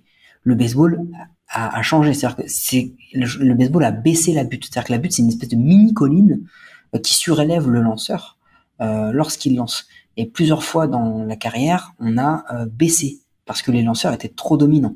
On a mis une pitch clock cette année, par exemple. La pitch clock, elle oblige le batteur à se rendre prêt à frapper dans un certain laps de temps et le lanceur à lancer sa balle dans un certain laps de temps. Donc on change ça et du coup on change un peu on a changé des balles régulièrement. On a appelé ça la juice ball. Il y a quand même une année où on a battu tous les records de home run parce que la balle en fait elle volait trop facilement. Ouais, 2015 non? Ouais, c'est ça. Rends-toi compte d'un truc. T'imagines si on changeait de balle quasiment tous les ans ou tous les 2 ans au basket? Ils ont fait le changement il y a pas longtemps de marque, mais sinon la gonfle elle a jamais changé quoi. Ouais, bien sûr. Non, et puis même au niveau des règles, avant, parce que là on a dit dans le duel, le lanceur a 4 erreurs possibles, mais avant c'était beaucoup plus. À un moment donné, alors il y a très longtemps. Donc. Il y a très longtemps, mais le sport en fait c'est assez fou, c'est que c'est un sport qui est ultra traditionnel, mais qui évolue sans cesse. Là on est quand même en train de parler d'un changement qui est majeur, c'est-à-dire que l'essence même du baseball, on l'a dit, c'est le duel entre le lanceur et le frappeur, qui est déterminé par la zone de l'arbitre. Ok, ils veulent mettre des robots umpires. Donc ils sont déjà en train d'implémenter ça dans les minor leagues pour tester. Donc c'est un sport qui évolue très très, moi je trouve assez vite quand même parce qu'en son temps d'expérience il y a beaucoup de règles qui ont changé. C'est un sport qui a eu beaucoup d'expansion. C'est un sport qui étend aussi sa post-season. Je sais pas si c'est bien ou pas bien, c'est une discussion, mais là jusqu'à il y a encore 2 ans, on est passé de que je te dise pas de bêtises, de 8 équipes en post-season sur les 30 à maintenant on est à une douzaine. Bah, nous on en a 16 plus le play-in, on a quasiment tout le monde en fait. Nous. Ouais, c'est ça, voilà. Mais ça change tout, hein, tu le sais, hein, parce qu'au basket ça change tout, puisque ça change carrément la trade deadline, parce que maintenant ça augmente le nombre d'équipes qui sont engagées, qui pensent avoir leur chance.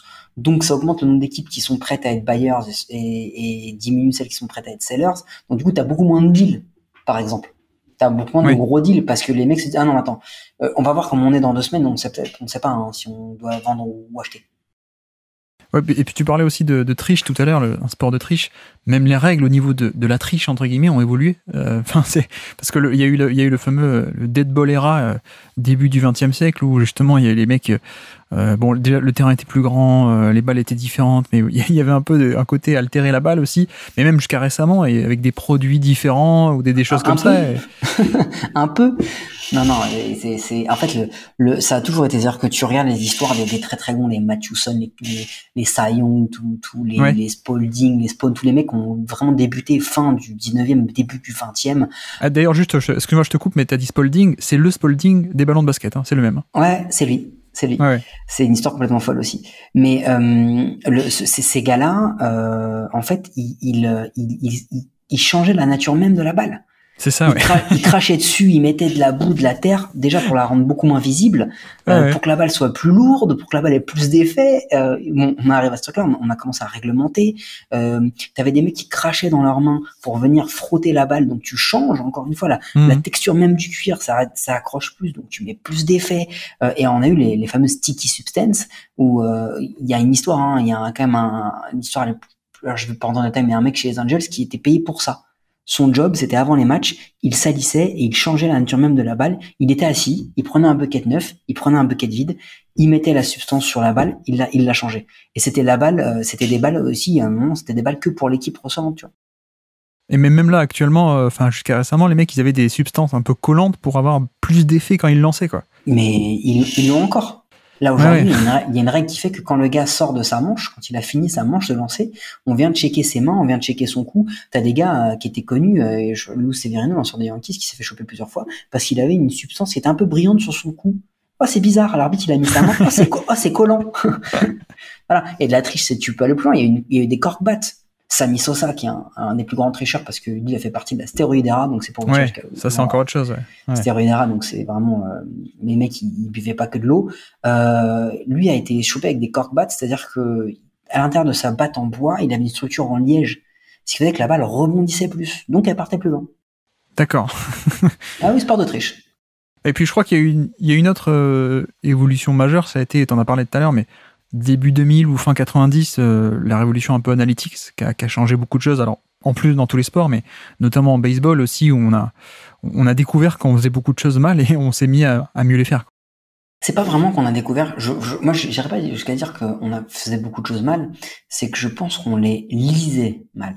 On donnait de la valeur à des statistiques qui sont valuable, mais qui disent pas tout, qui ne disent pas tout. C'est ça qui est important. Tu vois, par exemple, tu me l'as mis quand tu m'as dit ERA, OPS, etc. L'ERA, en gros, c'est Earn Run Average. C'est la statistique pour un lanceur, c'est-à-dire combien de runs, combien de points j'ai encaissés et qui sont mérités. Ce qui veut dire mériter, c'est, je te donne un exemple basique. Je lance, je me prends un home run, le point il est mérité, c'est pour moi. Il me l'a frappé sur moi. Par contre, je lance, la balle elle est frappée, il y a une erreur de ma défense, le mec se retrouve en base. Le gars derrière frappe en home run, j'encaisse 2 runs, j'en ai qu'un qui est mérité. J'ai celui du home run. Parce qu'en réalité, le gars qui est arrivé sur erreur, c'est pas de ma faute. Donc ça, c'est l'ERA. Et de là, on a commencé à se dire, mais attention, l'ERA, ça veut pas tout dire. Parce qu'on a transformé ça en ERA+. Et l'ERA+, c'est par rapport à une moyenne de la ligue. La moyenne, c'est 100. Si toi, t'es à 125, t'es 25% au-dessus de la ligue. Ça, mais par contre, tu peux avoir une ERA à 3 et t'as un gars qui a une ERA à 2 et qui est à 90. Parce que le mec a peut-être beaucoup moins lancé, il a peut-être affronté des lanceurs beaucoup moins forts, et on commence à rentrer dans ce truc-là. T'as ce qui s'appelle un park factor. Ah oui, alors ça c'est incroyable parce que tous les terrains sont pas les mêmes aussi en baseball. Non, c'est des dimensions qui sont totalement différentes. T'as des mecs qui ont des murs de 10 mètres de hauteur, des gars qui ont des champs à 90, des gars qui ont des champs à 120. Par exemple à Denver, t'es en hauteur, donc t'as une implication directe de l'altitude sur la manière dont volent les balles, parce que c'est un sport d'extérieur. Donc au Coors Field, c'est connu, c'est des stades où tu frappes beaucoup plus de home run. C'est des stades anti-lanceurs. Les mecs veulent pas y aller parce qu'ils vont se faire défoncer même s'ils sont forts. Et alors, tant qu'on est là-dedans, tu peux nous dire un peu du coup les stats qui sont pertinentes et moins pertinentes dans le baseball justement? T'as une stat qui est, selon moi, la meilleure lecture, s'appelle la WAR. Ouais. Et la WAR en réalité, c'est ce que tu apportes à ton équipe en termes de victoire. Win above replacement. C'est ça. Win above replacement, c'est une formule qui calcule le nombre de matchs à laquelle tu as contribué pour ton équipe sur une saison. Ouais. Ok. Les très très bons, ils vont atteindre, les excellents, ils vont atteindre 7-8 matchs. Mais ça veut dire quand même que sur les 162 matchs, tu peux t'octroyer 8 victoires. Tout ce que tu as fait. Le nombre de battes que tu as frappé, le nombre de balles que tu as attrapé, le nombre de cas que tu as lancé. C'est la WAR. C'est Win Above Replacement. C'est globalement une stat assez récente dans l'histoire de MLB, assez globale, qui va te dire, OK, ça, c'est ce que tu as apporté à ton équipe, dans tes stats. Voilà ce que tu as apporté, c'est la WAR. Oui, c'est un peu une stat, comme on dit en all-in-one, mais la différence, c'est qu'en basket, parfois, c'est pas toujours représentatif parce que c'est un jeu d'interaction. C'est ça. En baseball, il y a beaucoup plus de corrélation entre la valeur du joueur et cette stat parce que ça retranscrit assez bien, quoi. Finalement, d'ailleurs, le meilleur all-time, c'est Babe Ruth. Donc, exact. C'est pas mal, quoi. Et en termes de WAR, c'est, pour schématiser, le baseball, on n'a pas dit, mais c'est quand même le sport collectif le plus individuel du monde. Ouais. C'est un sport d'échec. On parle en baseball quand tu as une moyenne de 300, donc 30% de réussite, t'es dans l'élite. Ouais. Faut quand même se rendre compte que mentalement, c'est quand même un truc assez fou, quoi. Donc après, si tu veux checker ce que va représenter un joueur au global, je pense que c'est la meilleure stat. Tu vois, par exemple, je vais donner un exemple assez basique de stats qui ont évolué. Avant, on regardait pour un starter, un lanceur, donc un mec qui commençait les wins. Ouais. C'est-à-dire qu'un lanceur qui avait lancé au moins 5 manches et qui laissait son équipe devant, par exemple, qui a mené 2-0, au moment où il sort, et qu'à la fin du match, l'équipe gagne quand même, il a le win, il a la victoire. Ok ? Maintenant, on va plutôt regarder chez un starter ce qu'on appelle un quality start. Pourquoi ? Parce qu'un mec qui a pris 5 runs, mais son équipe en a mis 6, il s'en va au bout de 5 manches, l'équipe gagne, il a le win. Ouais. Mais le mec qui a lancé 6 manches, qui a pris un seul run, Un seul. Il a la loose, mais il a fait un quality start en vrai, parce qu'il a fait un meilleur start que l'autre. Oui. Donc voilà, donc ça c'est des stats qu'on évolué, qu'on regarde. Et puis après non, t'en as quand même pas mal. T'as des stats un peu compliqués, mais je pense que franchement, si vous voulez commencer et voir la valeur d'un joueur, concentrez-vous sur la WAR. Essentiellement, c'est des trucs qui se retrouvent sur Fangraph, sur Baseball Référence, sur Baseball Savante, etc. Et vous allez vous amuser à regarder ça parce que c'est globalement la valeur intrinsèque d'un joueur, elle se situe essentiellement là. Et où est-ce que tu penses comment tu dirais, où en est la culture stat du coup dans le baseball? Parce que c'est vrai que pendant longtemps, un mec comme Bill James, qui était un peu le précurseur de ça, a été un peu mis sur le côté. Ça y est, il a enfin, il y a 20 ans avec Moneyball et tout ça, il a un peu été intégré, je crois, au Red Sox, si je dis pas de bêtises. Mais où est-ce qu'elle en est un peu cette culture stat? Est-ce qu'il y a encore des anciens qui ronchonnent un peu là-dessus, ou où ça en est? Oui, t'en auras toujours. Et j'ai envie de te dire, il en faut en vrai. Parce que les mecs qui ne jouent que par les analytics ne voient plus ce que d'autres joueurs peuvent apporter. On est quand même dans un sport collectif, dans un sport d'humain. Et tu vois, t'as des joueurs qui pour certains, on va dire les nerds un peu du truc, n'ont pas de valeur. Et en réalité, peut-être que dans un collectif, ils ont énormément de valeur. Donc il faut les deux. Maintenant, aujourd'hui, c'est vrai que c'est devenu un sport ultra statistique. Mais je suis encore convaincu que le grand public, dans sa majorité, continue de regarder les home runs, continue de regarder les RA, continue de regarder les stats classiques du baseball, parce que c'est comme ça qu'ils l'ont appris. Et puis que savoir c'est quoi une whip ou savoir c'est quoi une SIRA, ça les saoule un peu. Ouais. Ouais. Donc, mais dans les organisations, attention, dans les organisations, on est sur des organisations où tu as des pools des équipes d'analystes qui ne font que ça. Il y a une équipe qui est connue pour ça aujourd'hui, c'est plus trop les Athletics, ça s'appelle les Tampa Bay Rays. Ils te sortent des mecs avec des stats mais totalement improbables. Ils te récupèrent des joueurs qui étaient pas bons ailleurs, ils les réassignent à d'autres rôles et ils en font des top joueurs parce que justement ils se rendent compte que peut-être que ce mec-là il était pas bon pour lancer en 6e manche, mais peut-être qu'il sera meilleur en 6e manche. T'as des mecs qui ne lancent que contre les gauchers, d'autres que contre les droitiers, tu vois. Et les mecs ils ont poussé cette stat-là et quasiment tous les GM de tous les autres franchises aujourd'hui sont des mecs qui ont été formés chez les Tampa Bay Rays. Et c'est ça que je trouve assez fascinant dans le baseball, c'est qu'à la fois, c'est peut-être un des sports où les stats sont le plus démocratisés, et en plus, la révolution est partie un peu de chez eux. Donc il y a ce côté-là, d'un côté, et de l'autre, tu as un sport qui est ancestral, ancré dans la culture américaine, et avec des traditions, les fameuses, comment on appelle ça, les règles non dites, je sais pas comment on dit ça, mais avec une culture un peu très à l'ancienne aussi, quoi. Tu sais, t'as pas le droit de battre quand t'es à plus de 10 runs d'écart, à 3-0, ou des trucs un peu comme ça, c'est très paradoxal en fait. En fait, c'est ça le truc, c'est on a comment dire, on a des vieilles traditions dans ce sport, les règles non écrites, les unwritten rules. Oui, voilà, c'est ça. C'est-à-dire que quand tu frappes en home run, t'as pas le droit de faire ce qui s'appelle le pimper. Pimper en home run, c'est tu frappes ton home run et genre tu balances ta batte à 15 mètres de hauteur et 20 mètres de longueur. Vraiment, tu regardes le lanceur, tu fais les gros bras, les gros yeux, tu vois, tu pimpes ton home run, quoi. T'es content. Et on n'a pas du tout cette culture-là. Tu vois, au basket, les mecs, ils mettent des dunks. T'as des gars qui marchent sur l'autre, quasiment, limite, qui s'essuie sur le gars. Au baseball, on a un peu ça. T'as pas le droit. Quand un lanceur touche un batteur, volontairement ou même involontairement, il est non dit, mais c'est bien vu de la fois d'après que le batteur, en réprimande, retouche le meilleur frappeur de l'équipe adverse. C'est dingue. C'est des gamineries, c'est drôle, et les unwritten rules, moi ça me saoule vaguement, parce que je trouve que le mec qui veut se la raconter, qui se la raconte, s'il assume tant mieux, s'il l'assume pas, il va le payer derrière, quoi. Ouais. Non, mais c'est fascinant, et comme dit Brad Pitt, comment tu peux ne pas être romantique à propos du baseball.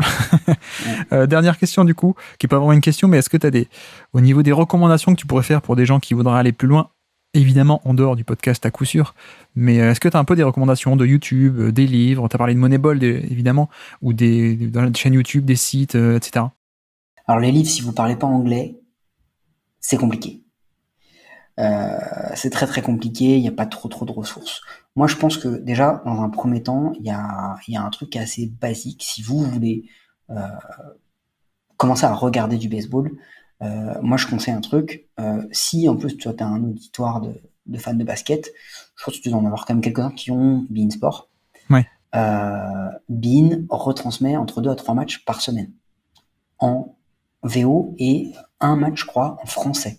D'accord. Commenté par alors pour ceux qui regardent la NFL ou le basket, Benjamin Bernard, par exemple, entre autres, ou Fred Schweikert. Donc c'est des journalistes que en plus vous connaissez. Ah oui, on connaît. Vous connaissez les voix. Donc c'est eux qui les commentent. Très cool, des mecs vraiment pertinents et très sympas. Et à côté, des mecs qui sont dans un genre de l'équipe de France. Donc Romain Martinez-Scott et d'autres. Donc regardez ça, ils font les retransmissions en français, souvent elles sont faites sans pub. Donc c'est des matchs qui vont durer moins de 2 heures en français. Ça c'est un premier pas qui peut être assez sympa, et ils expliquent plein de choses. Ils vulgarisent énormément le sport.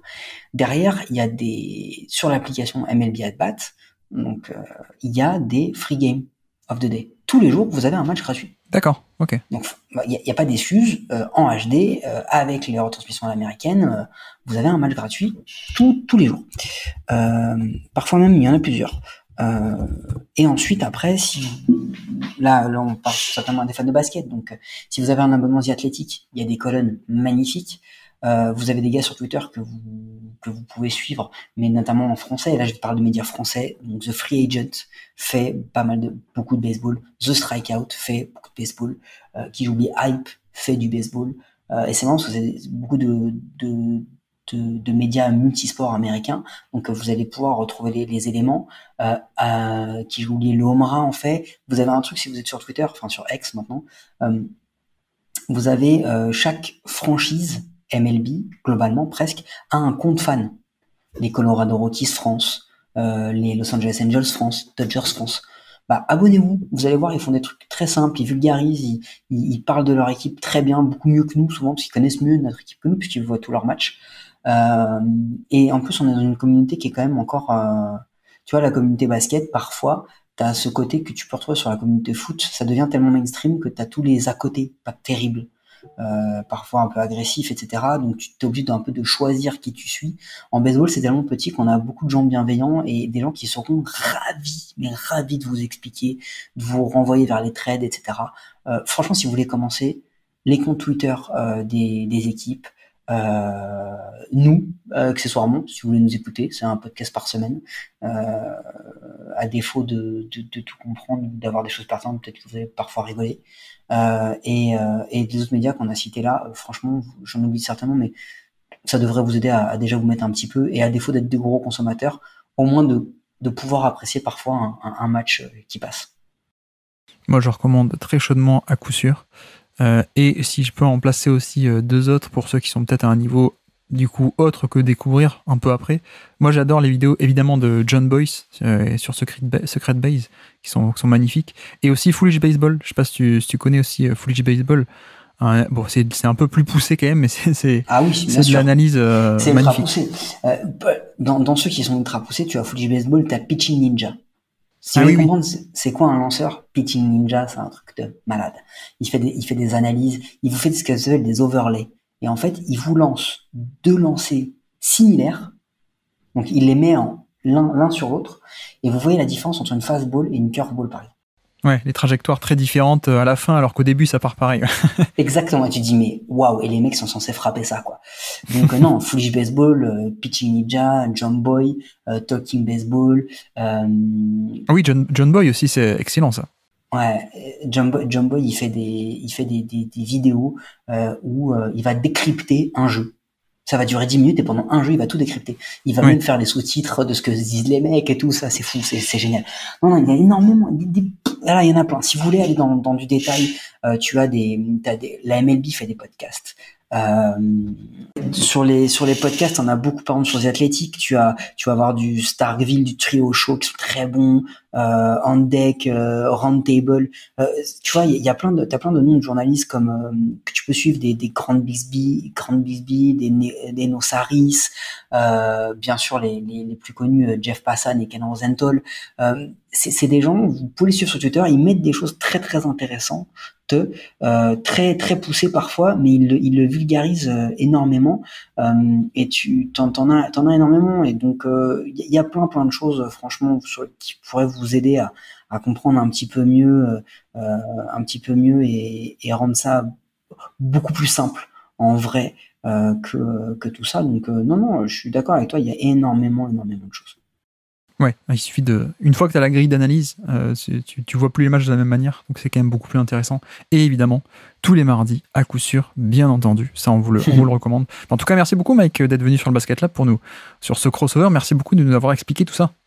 Merci à toi en tous les cas, c'est toujours cool de parler de son sport comme ça. Et puis continuez les gars, parce qu'on l'a pas dit, mais vous faites quand même un beau taf, hein. C'est sympa. Moi qui suis un gros basketix, j'aime bien écouter ce que vous faites, parce que des fois je comprends des choses que j'avais même pas imaginées. Merci à tous d'avoir suivi cet épisode, j'espère que ça vous aura plu. Et donc voilà pour notre fameux épisode baseball qui devait arriver il y a quelques temps déjà et qui n'arrive que maintenant, mais c'est à l'occasion des World Series, donc occasion parfaite. J'espère que si vous connaissez déjà le baseball, vous aurez apprécié, et j'espère que si vous ne le connaissiez pas, ce sport, on aura réussi un peu, enfin Mike surtout aura réussi à vous convaincre de délaisser certains a priori, parce que vraiment c'est un sport absolument fascinant, qui a eu d'ailleurs une influence assez grande sur la NBA qu'on connaît aujourd'hui, avec tout le développement des analytics, le site de Basketball Référence d'ailleurs, qui sort à la base de Baseball Référence, et plein d'autres notions comme ça, mais même en lui-même, et au-delà de cette influence qu'elle a pu avoir, que le baseball a pu avoir sur d'autres sports nord-américains, le sport en lui-même est réellement passionnant. Donc voilà, si ça vous intéresse, si on a réussi à vous mettre l'eau à la bouche, les World Series, Texas contre Arizona, ça commence vendredi soir, donc samedi matin, pour vous en replay, si ça vous dit. Je vous recommande également, encore une fois, très fortement le podcast À coup sûr, avec Mike et Guillaume, le duo qui vous parle de baseball toutes les semaines. Et donc, après cette interruption de programmation qui n'était pas prévue, hein, je vous avais teasé sur autre chose pour aujourd'hui, mais justement, la prochaine fois donc, on reprend le fil d'habitude, on reprend le basket, et donc 3e et dernier numéro de nos previews. On a fait conférence Est, on a fait conférence Ouest, et donc la prochaine fois, ce sera un over-under sur les stats, comme je vous dis. C'est-à-dire plein de petits sujets pêle-mêle, à travers encore une fois le prétexte des stats, ça vous connaissez, c'est un classique sur le Basket Lab. Et donc, sur ce, je vous remercie une nouvelle fois de nous avoir écoutés jusqu'au bout. Un grand merci encore une fois à Mike d'être passé sur le podcast. Et moi je vous dis à très bientôt. Ciao.